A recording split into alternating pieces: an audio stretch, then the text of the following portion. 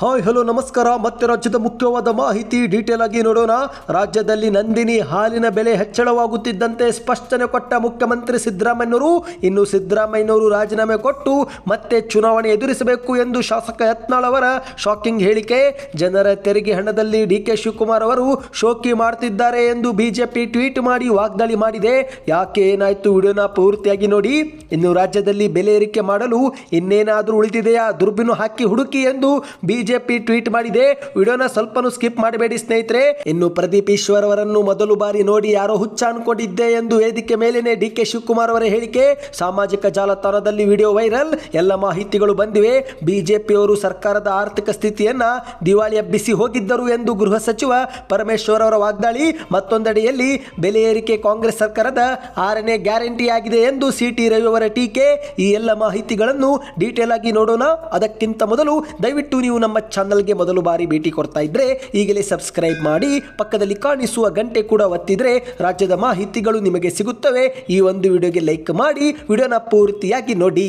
ಮೊದಲನೇ ಮುಖ್ಯವಾದ ಮಾಹಿತಿ, ಇದೀಗ ರಾಜ್ಯದಲ್ಲಿ ಪೆಟ್ರೋಲ್ ಡೀಸೆಲ್ ಬೆಲೆ ಬೆನ್ನಲ್ಲೇ ಹಾಲಿನ ಬೆಲೆಯಲ್ಲೂ ಕೂಡ ಏರಿಕೆಯಾಗಿದ್ದು, ಇದೇ ಒಂದು ವಿಚಾರಕ್ಕೆ ಬಿಜೆಪಿ ನಾಯಕರು ರಾಜ್ಯಾದ್ಯಂತ ಆಕ್ರೋಶವನ್ನು ವ್ಯಕ್ತಪಡಿಸುತ್ತಿದ್ದಾರೆ.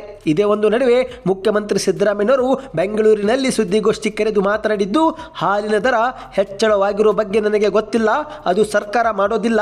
ಕೆಎಂಎಫ್ನವರು ಈ ಒಂದು ಹಾಲಿನ ಬೆಲೆ ಹೆಚ್ಚಳ ಮಾಡ್ತಾರೆ ಎಂದು ಮುಖ್ಯಮಂತ್ರಿಯವರು ಉತ್ತರವನ್ನು ಕೊಟ್ಟಿದ್ದಾರೆ.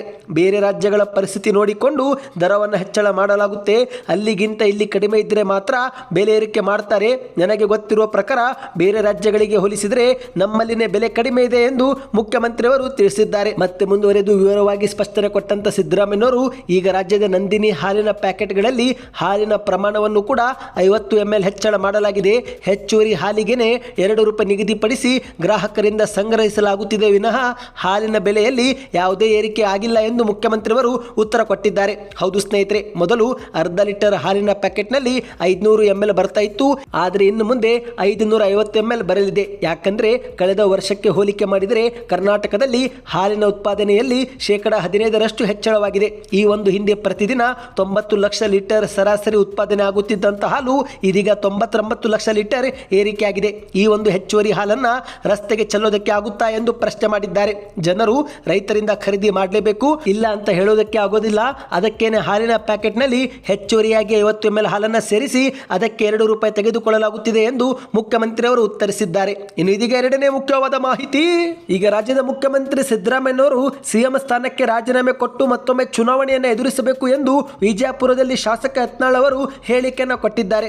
ಸರ್ಕಾರದ ವಿರುದ್ಧ ಕಿಡಿಕಾರಿದಂತೆ ಯತ್ನಾಳ್ ಅವರು ಕರ್ನಾಟಕದಲ್ಲಿ ಸಿದ್ದರಾಮಯ್ಯನವರ ಸರ್ಕಾರ ಈ ಒಂದು ಹಿಂದೆ ಬ್ರಿಟಿಷ್ ರೀತಿಯಲ್ಲಿ ತೆರಿಗೆ ಹೇರ್ತಾ ಇದೆ, ಬ್ರಿಟಿಷರು ಉಪ್ಪಿನ ಮೇಲೆ ತೆರಿಗೆ ಹೇರಿದಂತೆ ಇವರು ಕೂಡ ತೆರಿಗೆ ವಿಧಿಸುತ್ತಿದ್ದಾರೆ ಎಂದು ಯತ್ನಾಳ್ ಅವರು ಕಿಡಿಕಾರಿದ್ದಾರೆ. ಈಗ ಮುಖ್ಯಮಂತ್ರಿ ಸಿದ್ದರಾಮಯ್ಯನವರು ಆಡಳಿತ ವೈಫಲ್ಯದ ಕಾರಣ ಕೂಡಲೇ ಸಿಎಂ ಸ್ಥಾನಕ್ಕೆ ರಾಜೀನಾಮೆ ಕೊಟ್ಟು ಮತ್ತೊಮ್ಮೆ ಚುನಾವಣೆ ಎದುರಿಸಬೇಕು ಎಂದು ಯತ್ನಾಳ್ ಅವರು ವಾಗ್ದಾಳಿಯನ್ನ ಮಾಡಿದ್ದಾರೆ. ಹೌದು ಸ್ನೇಹಿತರೆ, ಇತ್ತೀಚೆಗೆ ಇಂಧನ ದರ ಏರಿಕೆ ವಿರೋಧಿಸಿ ವಿಜಯಪುರ ನಗರದ ಹೊರವಲಯದಲ್ಲಿ ರಾಷ್ಟ್ರೀಯ ಹೆದ್ದಾರಿ 50ರಲ್ಲಿ ಹಮ್ಮಿಕೊಂಡಿದ್ದಂತ ಪ್ರತಿಭಟನೆಯಲ್ಲಿ ಭಾಗವಹಿಸಿ ಮಾತನಾಡಿರುವ ಯತ್ನಾಳ್ ಅವರು ರಾಜ್ಯದಲ್ಲಿ ಕಾಂಗ್ರೆಸ್ ಸರ್ಕಾರ ಜನರಿಗೆ ಕೊಟ್ಟಿರುವ ಭರವಸೆಯಂತೆ ಗ್ಯಾರಂಟಿ ಯೋಜನೆಗಳನ್ನ ಅನುಷ್ಠಾನ ಮಾಡುವಲ್ಲಿ ವಿಫಲವಾಗಿದೆ. ಸರ್ಕಾರದ ಖಜಾನೆ ಖಾಲಿಯಾಗಿದ್ರೂ ಕೂಡ ಗ್ಯಾರಂಟಿಗಳನ್ನು ಬಂದ್ ಮಾಡಿದರೆ ಎಲ್ಲಿ ಅಪಾಯವಾಗುತ್ತೆ ಎಂದು ಮುಂದುವರೆಸಿದ್ದಾರೆ. ಇಂದು ಶಕ್ತಿ ಯೋಜನೆಯಿಂದ ಸಾರಿಗೆ ಇಲಾಖೆ ಲಾಭವಾಗ್ತಿದೆ ಎಂದು ಸಾರಿಗೆ ಸಂಸ್ಥೆ ಅಧಿಕಾರಿಗಳು ಹೇಳಿಕೆ ಕೊಡುತ್ತಿದ್ದಾರೆ. ಒಂದು ವೇಳೆ ನಿಜವಾಗ್ಲೂ ಲಾಭವಾಗುತ್ತಿದ್ರೆ ಕೇವಲ ಮಹಿಳೆಯರಿಗೆ ಯಾಕೆ ಉಚಿತ ಪ್ರಯಾಣ ಕೊಡ್ತಿದ್ದೀರಿ? ಬಿಪಿಎಲ್ ಕಾರ್ಡ್ ಇರುವ ಪುರುಷರಿಗೂ ಕೂಡ ಉಚಿತ ಬಸ್ ಪ್ರಯಾಣ ಸೌಲಭ್ಯ ಕೊಡಿ ಎಂದು ಸರ್ಕಾರಕ್ಕೆ ಆಗ್ರಹಿಸಿದ್ದಾರೆ. ಇನ್ನು ಇದೀಗ ಮೂರನೇ ಮುಖ್ಯವಾದ ಮಾಹಿತಿ, ಜನರ ತೆರಿಗೆ ಹಣದಲ್ಲಿ ಡಿಕೆ ಶಿವಕುಮಾರ್ ಅವರು ಶೋಕಿ ಮಾಡ್ತಿದ್ದಾರೆ ಎಂದು ಬಿಜೆಪಿ ಕರ್ನಾಟಕ ಟ್ವೀಟ್ ಮಾಡಿ ವಾಗ್ದಾಳಿ ಮಾಡಿದೆ. ಹೌದು ಸ್ನೇಹಿತರೆ, ಯಾಕಂದ್ರೆ ಇತ್ತೀಚೆಗೆ ಡಿಕೆ ಶಿವಕುಮಾರ್ ಅವರು ಒಂದು ಶಾಲನ್ನ ಧರಿಸಿದ್ರು, ಆ ಶಾಲಿನ ಬೆಲೆ ₹59,500 ಇದೆ ಎಂದು ಬಿಜೆಪಿ ಈಗ ಆರೋಪ ಮಾಡಿದೆ. ಈಗ ನೀವು ಸ್ಕ್ರೀನ್ ಮೇಲೆ ಒಂದು ಟ್ವೀಟ್ ಅನ್ನು ನೋಡ್ತಿರಬಹುದು. ಇದು ಬಿಜೆಪಿ ಕರ್ನಾಟಕ ಮಾಡಿದ ಟ್ವೀಟ್ ಆಗಿದೆ. ಕುರುಡು ಕಾಂಚನ ಕುಣಿಯುತ್ತಿದೆ ಎಂಬುದಕ್ಕೆ ಡಿಕೆ ಶಿವಕುಮಾರ್ ಅವರು ನಡೆಸುತ್ತಿರುವ ಅಂಧ ದರ್ಬಾರ್ ಸಾಕ್ಷಿ.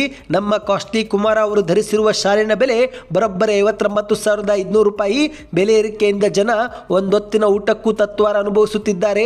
ಆದರೆ ಜನಪ್ರತಿನಿಧಿಗಳು ಮಾತ್ರ ಜನರ ತೆರಿಗೆ ದುಡ್ಡಿನಲ್ಲಿ ಶೋಕಿ ಮಾಡುತ್ತಿರುವುದು ನಿಜಕ್ಕೂ ದುರಂತ ಎಂದು ಟ್ವೀಟ್ ಮಾಡಿದೆ. ಈ ಒಂದು ಟ್ವೀಟ್ನಲ್ಲಿ ಡಿಕೆ ಶಿವಕುಮಾರ್ ಅವರು ಧರಿಸಿರುವ ಶಾಲಿನ ಫೋಟೋ ಮತ್ತು ಆ ಒಂದು ಶಾಲಿನ ಬೆಲೆಯನ್ನ ತೋರಿಸುವುದರ ಮೂಲಕ ಬಿಜೆಪಿ ಕರ್ನಾಟಕ ವಾಗ್ದಾಳಿ ಮಾಡಿದೆ. ಇನ್ನು ಇದೀಗ ಮತ್ತೊಂದು ಮುಖ್ಯವಾದ ಮಾಹಿತಿ. ಈಗ ರಾಜ್ಯದಲ್ಲಿ ಆಗುತ್ತಿರುವ ಬೆಲೆ ಏರಿಕೆ ಖಂಡಿಸಿ ಬಿಜೆಪಿ ನಾಯಕರು ರಾಜ್ಯಾದ್ಯಂತ ಪ್ರತಿಭಟನೆ ಮಾಡುತ್ತಿದ್ದು, ಇದೇ ರೀತಿ ಸಾಮಾಜಿಕ ಜಾಲತಾಣ ಟ್ವಿಟರ್ ನಲ್ಲಿಯೂ ಕೂಡ ಬಿಜೆಪಿ ಟ್ವೀಟ್ ಮಾಡಿ ಕಿಡಿಕಾರಿದೆ. ಬೆಲೆ ಏರಿಕೆ ಮಾಡಲು ಇನ್ನೇನಾದರೂ ಉಳಿದಿದೆಯಾ, ದುರ್ಬಿನು ಹಾಕಿ ಹುಡುಕಿ ಎಂದು ಬಿಜೆಪಿ ವ್ಯಂಗ್ಯವಾಡಿದೆ. ಹೌದು ಸ್ನೇಹಿತರೆ, ಈಗ ನೀವು ಸ್ಕ್ರೀನ್ ಮೇಲೆ ಒಂದು ಟ್ವೀಟ್ ಅನ್ನು ನೋಡ್ತಿರಬಹುದು. ಇದು ಬಿಜೆಪಿ ಕರ್ನಾಟಕ ಮಾಡಿದ ಟ್ವೀಟ್ ಆಗಿದೆ. ಪೆಟ್ರೋಲ್ ಡೀಸೆಲ್ ಬೆಲೆ ಏರಿಕೆ, ತರಕಾರಿ ದರ ಏರಿಕೆ, ಅಗತ್ಯ ವಸ್ತುಗಳ ಬೆಲೆ ಏರಿಕೆ, ನೀರಿನ ಬೆಲೆ ಏರಿಕೆಗೆ ಸಿದ್ಧತೆ, ಬಸ್ ಪ್ರಯಾಣ ದರ ಏರಿಕೆಗೆ ಸಿದ್ಧತೆ. ಸಿದ್ದರಾಮಯ್ಯನವರೇ, ದುರ್ಬಿನ ಹಾಕಿ ಹುಡುಕಿ ಬೆಲೆ ಹೆಚ್ಚಳಕ್ಕೆ ಇನ್ನೇನಾದರೂ ಉಳಿದಿದೆಯಾ ಎಂದು ಬಿಜೆಪಿ ಕರ್ನಾಟಕ ಪ್ರಶ್ನೆ ಮಾಡಿದೆ. ಕನ್ನಡಿಗರ ಬದುಕನ್ನು ಹೈರಾಣುಗೊಳಿಸಿರುವ ಕಾಂಗ್ರೆಸ್ ಸರ್ಕಾರದ ದರ ಏರಿಕೆ ನೀತಿಗೆ ಬೆಲೆ ತೆರೆಯುವುದು ಗ್ಯಾರಂಟಿ ಎಂದು ಟ್ವೀಟ್ ಮಾಡಲಾಗಿದೆ. ಇದೇ ಒಂದು ಟ್ವೀಟ್ನಲ್ಲಿ ಮುಖ್ಯಮಂತ್ರಿ ಸಿದ್ದರಾಮಯ್ಯನವರ ಫೋಟೋವನ್ನು ತೋರಿಸಿ, ನೋಡಿ ಸ್ವಾಮಿ, ಅಗತ್ಯ ವಸ್ತುಗಳ ಬೆಲೆ ಗಗನಕ್ಕೇರಿ ಜನರು ಪರದಾಡುತ್ತಿದ್ರು, ನಾವಿರೋದೇ ಹೀಗೆ ಎಂದು ಬರೆಯಲಾಗಿದೆ. ಒಂದು ಕಡೆಗೆ ಬದುಕು ಪಾತಾಳಕ್ಕೆ ಎಂದು ಬರೆದು, ಮತ್ತೊಂದೆಡೆಯಲ್ಲಿ ಬೆಲೆ ಗಗನಕ್ಕೆ ಎಂದು ಬರೆದು ಬಿಜೆಪಿ ಕರ್ನಾಟಕ ಕಿಡಿಕಾರಿದೆ. ಇನ್ನು ಇದೀಗ ಮತ್ತೊಂದು ಮುಖ್ಯವಾದ ಮಾಹಿತಿ. ಪ್ರದೀಪ್ ಈಶ್ವರನನ್ನು ಮೊದಲು ಬಾರಿ ನೋಡಿ ಯಾರೋ ಹುಚ್ಚ ಅನ್ಕೊಂಡಿದ್ದೆ ಎಂಬ ಡಿಕೆ ಶಿವಕುಮಾರ್ ಅವರ ಹೇಳಿಕೆ ಸಾಮಾಜಿಕ ಜಾಲತಾಣದಲ್ಲಿ ಇದೀಗ ವೈರಲ್ ಆಗಿದೆ. ಹೌದು, ಇತ್ತೀಚೆಗೆ ವೇದಿಕೆ ಮೇಲೆ ಮಾತನಾಡುವಾಗ ಡಿಕೆ ಶಿವಕುಮಾರ್ ಅವರು ಪ್ರದೀಪ್ ಈಶ್ವರ್ ಅವರನ್ನ ಶಾಸಕರಾಗಿ ನೀವೆಲ್ಲ ಆಯ್ಕೆ ಮಾಡಿದ್ದೀರಿ. ಇಂದು ಪ್ರದೀಪ್ ಈಶ್ವರ್ ಅವರು ಅವರ ಮಾತು, ಆಚಾರ, ವಿಚಾರ ಪ್ರಚಾರ ಮಾಡಿ ವಿಧಾನಸೌಧಕ್ಕೆ ಬಂದಿದ್ದಾರೆ. ಈ ಒಂದು ಹಿಂದೆ ಶಿವಶಂಕರ್ ಅವರು ಪ್ರದೀಪ್ ಈಶ್ವರ್ ಅವರನ್ನ ನನ್ನ ಬಳಿಗೆ ಕರೆದುಕೊಂಡು ಬಂದಾಗ ನಾನು ನೋಡಿದಾಗ ಯಾರೋ ಹುಚ್ಚನನ್ನು ಕರೆದುಕೊಂಡು ಬಂದಿದ್ದೀರಿ ಅಂತ ಹೇಳಿಕೆ ಕೊಟ್ಟಿದ್ದೆ. ಆ ಸಂದರ್ಭದಲ್ಲಿ ಶಿವಶಂಕರ್ ಅವರು ನನಗೆ, ಇಲ್ಲ, ಈತ ಉಪಯೋಗಕ್ಕೆ ಬರುತ್ತಾರೆ, ಒಮ್ಮೆ ಅವರಿಗೆ ಅವಕಾಶ ಕೊಡಿ ಎಂದು ನನ್ನಲ್ಲಿ ಮನವಿ ಮಾಡಿದ್ರು. ಇಂದು ಪ್ರದೀಪ್ ಈಶ್ವರ್ ಅವರು ರಾಜ್ಯದಲ್ಲಿ ಒಂದು ಹೊಸ ಇತಿಹಾಸವನ್ನೇ ಸೃಷ್ಟಿ ಮಾಡಿ ಶಾಸಕರಾಗಿದ್ದಾರೆ. ವಿಧಾನಸಭೆಯಲ್ಲೂ ಕೂಡ ತಮ್ಮ ಆಚಾರ ವಿಚಾರ ಪ್ರತಿಭಟನೆ ಅವರು ಮಾಡುತ್ತಾರೆ ಎಂದು ಡಿಕೆ ಶಿವಕುಮಾರ್ ಅವರು ಹಾಡಿ ಹೊಗಳಿದ್ದಾರೆ. ಇದೇ ನಡುವೆ ಮತ್ತೆ ಮುಂದುವರೆದು ಮಾತನಾಡಿ, ಈಗ ನನಗೆ ಪ್ರದೀಪ್ ಈಶ್ವರ್ ಅವರು ವಿದ್ಯಾರ್ಥಿಗಳಿಗೆ ಶಿಕ್ಷಣಕ್ಕೋಸ್ಕರ ಒಂದು ಸ್ವಂತ ಕಟ್ಟಡ ಬೇಕು ಎಂಬ ಮನವಿ ಮಾಡಿದ್ದಾರೆ. ಈಗ ಪ್ರದೀಪ್ ಈಶ್ವರ್ ಅವರು ನಿಮಗೆಲ್ಲರಿಗೂ ಶಿಕ್ಷಣ ನೀಡುತ್ತಿದ್ದಾರೆ. ನಿಂಬೆಗಿಂತ ಶ್ರೇಷ್ಠವಾದ ಹುಳಿ ಇಲ್ಲ, ಶಿವನಿಗಿಂತ ಅಧಿಕ ದೇವರಿಲ್ಲ, ನಂಬಿಕೆಗಿಂತ ದೊಡ್ಡ ಗುಣವಿಲ್ಲ. ಇಂದು ನೀವೆಲ್ಲರೂ ಪ್ರದೀಪ್ ಈಶ್ವರ್ ಅವರ ಮೇಲೆ ನಂಬಿಕೆ ಇಟ್ಟು ನಿಮ್ಮ ಮಕ್ಕಳನ್ನು ಅವರ ಶಿಕ್ಷಣ ಸಂಸ್ಥೆಗೆ ಸೇರಿಸಿದ್ದೀರಿ. ನಿಮ್ಮ ನಂಬಿಕೆಗಳಿಗೆ ಕೋಟಿ ಕೋಟಿ ನಮನಗಳು ಎಂದು ಡಿಕೆ ಶಿವಕುಮಾರ್ ಅವರು ಮಾತನಾಡಿದ್ದಾರೆ. ಇಂದು ಪ್ರಪಂಚವನ್ನ ಬದಲಿಸಲು ಶಿಕ್ಷಣವೇ ಅತಿ ಶಕ್ತಿಶಾಲಿ ಅಸ್ತ್ರ. ಅದೇ ಈ ರೀತಿ ಮಕ್ಕಳು ಈ ಸಂಸ್ಥೆಯಲ್ಲಿ ಇಲ್ಲಿನ ಮಕ್ಕಳು ಯಾವ ರೀತಿ ತಯಾರು ಮಾಡಿದ್ದಾರೆ ಅಂದರೆ, ಬೆಂಗಳೂರು ಕಾಲೇಜು ಮೆಡಿಕಲ್ನಲ್ಲಿ 250 ಸೀಟುಗಳಿದ್ದರೆ ಅದರಲ್ಲಿ 150ರಿಂದ 180 ಮಕ್ಕಳು ಈ ಸಂಸ್ಥೆಯಲ್ಲಿ ಶಿಕ್ಷಣ ಪಡೆದವರೇ ಆಗಿದ್ದಾರೆ ಎಂದು ಡಿಕೆ ಶಿವಕುಮಾರ್ ಅವರು ಸಂತೋಷವನ್ನು ವ್ಯಕ್ತಪಡಿಸಿದ್ದಾರೆ. ಇದೊಂದು ದೊಡ್ಡ ಸಾಧನೆ. ಈ ರೀತಿಯಾಗಿ ಯಾರು ಮಾಡಲು ಸಾಧ್ಯವಿಲ್ಲ. ಈಗ ಪ್ರದೀಪ್ ಈಶ್ವರ್ ಅವರು ನನಗೆ ಶಿಕ್ಷಣಕ್ಕಾಗಿ ಸ್ವಂತ ಕಟ್ಟಡ ಬೇಕು ಎಂದು ಮನವಿ ಮಾಡಿದ್ದಾರೆ. ಈಗ ನಾನು ಜಾಗವನ್ನು ಕೂಡ ಶೀಘ್ರವೇ ಮಂಜೂರು ಮಾಡುವುದಾಗಿ ಭರವಸೆ ನೀಡುತ್ತೇನೆ ಎಂದು ಡಿಕೆ ಶಿವಕುಮಾರ್ ಅವರು ನುಡಿದಿದ್ದಾರೆ. ಇನ್ನೀಗ ಮತ್ತೊಂದು ಮುಖ್ಯವಾದ ಮಾಹಿತಿ. ಒಂದು ಕಡೆಯಲ್ಲಿ ರಾಜ್ಯದ ಬಿಜೆಪಿ ನಾಯಕರು ಕಾಂಗ್ರೆಸ್ ಸರ್ಕಾರವು ಗ್ಯಾರಂಟಿ ಯೋಜನೆಗಳನ್ನು ಜಾರಿಗೆ ಮಾಡಿ ಆರ್ಥಿಕವಾಗಿ ದಿವಾಳಿಯಾಗಿದೆ, ಖಜಾನೆ ಖಾಲಿಯಾಗಿದೆ, ಹಣಕಾಸು ವ್ಯವಸ್ಥೆಯನ್ನ ಸರಿಯಾಗಿ ನೋಡಿಕೊಳ್ಳಲು ಇವರಿಗೆ ಆಗುತ್ತಿಲ್ಲ ಎಂಬ ಆರೋಪಗಳನ್ನು ಮಾಡುತ್ತಿದ್ದು, ಅಂತಹ ಆರೋಪಗಳಿಗೆ ಗೃಹ ಸಚಿವರಾಗಿರುವ ಪರಮೇಶ್ವರ್ ಅವರು ಈಗ ಬೆಂಗಳೂರಲ್ಲಿ ತಿರುಗೇಟು ಕೊಟ್ಟಿದ್ದಾರೆ. ಹೌದು ಸ್ನೇಹಿತರೆ, ಮಾಧ್ಯಮಗಳ ಮುಂದೆ ರಾಜ್ಯ ಸರ್ಕಾರಕ್ಕೆ ಹಣಕಾಸು ವ್ಯವಸ್ಥೆಯನ್ನ ಸರಿಯಾಗಿ ನೋಡಿಕೊಳ್ಳಲು ಆಗುತ್ತಿಲ್ಲ, ಏಜೆನ್ಸಿಗೆ ಕೊಟ್ಟಿದ್ದಾರೆ ಎಂಬ ಬಿಜೆಪಿಯವರ ಆರೋಪಕ್ಕೆ ತಿರುಗೇಟು ಕೊಟ್ಟಂತ ಪರಮೇಶ್ವರ್ ಅವರು ಈ ಒಂದು ಹಿಂದೆ ಬಿಜೆಪಿಯವರು ತಮ್ಮ ಅಧಿಕಾರಾವಧಿಯಲ್ಲಿ ಕರ್ನಾಟಕದ ಹಣಕಾಸಿನ ಸ್ಥಿತಿ ಯಾವ ರೀತಿ ಇಟ್ಟಿದ್ದರು ಎಂಬುದು ಇಡೀ ದೇಶಕ್ಕೆ ಗೊತ್ತಿದೆ. ಸಾಲ ಎಷ್ಟು ಮಾಡಿದ್ರು, ಏನೆಲ್ಲ ದಿವಾಳಿ ಎಬ್ಬಿಸಿ ಹೋಗಿದ್ರು ಎಂಬುದು ಕೂಡ ಇಡೀ ದೇಶಕ್ಕೆ ಗೊತ್ತಿದೆ ಎಂದು ಬಿಜೆಪಿ ವಿರುದ್ಧ ಹರಿಹಾಯ್ದಿದ್ದಾರೆ. ಈಗ ಅವರು ಮಾಡಿ ಹೋಗಿರುವ ಆರ್ಥಿಕ ನಷ್ಟವನ್ನ ನಾವು ಸರಿ ಮಾಡುತ್ತಿದ್ದೇವೆ. ಇಂದು ರಾಜ್ಯದ ಅಭಿವೃದ್ಧಿ ಮತ್ತು ಬೆಳವಣಿಗೆಗೆ ನಾವು ಬದ್ಧರಾಗಿದ್ದೇವೆ. ಒಳ್ಳೆಯ ಆಡಳಿತವೂ ಕೂಡ ಕೊಡುತ್ತಿದ್ದೇವೆ. ಚುನಾವಣಾ ಪೂರ್ವದಲ್ಲಿ ಭರವಸೆ ನೀಡಿದಂತೆ 5 ಗ್ಯಾರಂಟಿಗಳನ್ನು ಜಾರಿಗೆ ಮಾಡಿದ್ದೇವೆ. ಇದೇ ಅವರಿಗೆ ಹೊಟ್ಟೆ ಉರಿಯಾಗಿದೆ ಎಂದು ಗೃಹ ಸಚಿವರು ಕಿಡಿಕಾರಿದ್ದಾರೆ. ಇಂದು ನಾವು ಜಾರಿಗೆ ಮಾಡಿರುವ ಗ್ಯಾರಂಟಿ ಯೋಜನೆಗಳು ಬಿಜೆಪಿಯವರು ತೆಗೆದುಕೊಳ್ಳುತ್ತಿಲ್ಲವೇ ಎಂದು ಪ್ರಶ್ನೆ ಮಾಡಿದ್ದಾರೆ. ನಾವೇನಾದರೂ ಕೇವಲ ಕಾಂಗ್ರೆಸ್ ಪಕ್ಷದವರಿಗೆ ಮಾತ್ರ ಅಂತ ಯೋಜನೆ ಕೊಟ್ಟಿದ್ದೇವೆ ಎಂದು ಮಾಧ್ಯಮಗಳ ಮುಂದೆ ಪ್ರಶ್ನೆ ಹಾಕಿದ್ದಾರೆ. ರಾಜ್ಯದ ಆರ್ಥಿಕ ಸ್ಥಿತಿಯನ್ನ ಯಾವ ರೀತಿ ಸದೃಢ ಮಾಡಿಕೊಳ್ಳಬೇಕು, ಹೇಗೆ ಸರಿಪಡಿಸಿಕೊಳ್ಳಬೇಕು ಎಂಬ ಸಲಹೆ ತೆಗೆದುಕೊಳ್ಳುವುದು ಇವರಿಗೆ ಹೊಟ್ಟೆ ಉರಿಯಾಗಿದೆ. ಹೊಟ್ಟೆ ಉರಿಯಾದರೆ ಉತ್ತರ ಕೊಡಲು ಆಗೋದಿಲ್ಲ ಎಂದು ಪರಮೇಶ್ವರ್ ಅವರು ಟಾಂಗ್ ಕೊಟ್ಟಿದ್ದಾರೆ. ಇನ್ನು ಇದೀಗ ಕೊನೆಯ ಮುಖ್ಯವಾದ ಮಾಹಿತಿ. ಕರ್ನಾಟಕದಲ್ಲಿ ಆಗುತ್ತಿರುವ ಬೆಲೆ ಏರಿಕೆ ಮುಖ್ಯಮಂತ್ರಿ ಸಿದ್ದರಾಮಯ್ಯನವರ ಸರ್ಕಾರದ 6ನೇ ಗ್ಯಾರಂಟಿ ಆಗಿದೆ ಎಂದು ವಿಧಾನ ಪರಿಷತ್ ಸದಸ್ಯರಾಗಿರುವ ಸಿಟಿ ರವಿ ಅವರು ಕಲಬುರಗಿ ಜಿಲ್ಲೆಯಲ್ಲಿ ಮಾತನಾಡಿದ್ದಾರೆ.